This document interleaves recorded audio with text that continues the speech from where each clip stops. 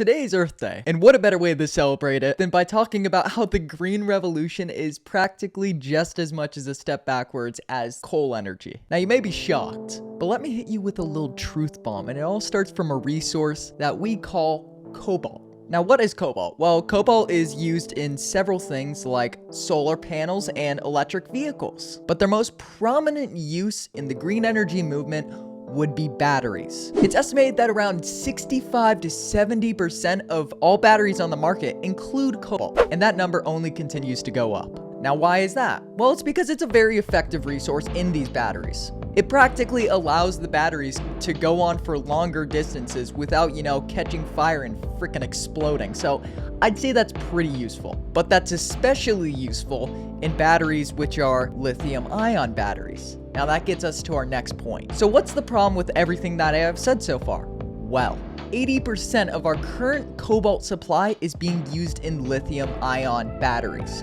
And if you weren't aware, lithium-ion batteries are sort of devastating to our environment. You can't just recycle lithium-ion batteries, so most of the time they'll just be thrown in landfills, which in lots of cases have started underground fires. Might I mention that cobalt, along with a bunch of other metals in lithium-ion batteries, are toxic. So when these fires happen, they release those toxins into the air, along with a bunch of other toxins in the surrounding trash, which if you couldn't guess, isn't very good. But let's just for now ignore the environmental concerns of lithium-ion batteries because, looking at the bigger picture, who cares if we destroy the environment in a quest to save the environment, right? Well, let's take a look over how we get the cobalt. And it all stems from the Democratic Republic of Congo. The DRC produces 70% of the world's cobalt along 19 mines, which, ignoring again the environmental concerns of, mines, you'd obviously expect the DRC to, be a very wealthy nation because they have a very important resource that they can take advantage of and make money off of, right?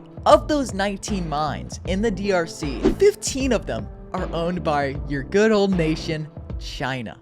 Now, hopefully the eagerness of China wanting the world to switch over to green energy, even though they're the biggest producer of emissions, makes a little more sense. And also, you'd expect these mines to be very ethical when they're run by, the well-known ethical country of China, right?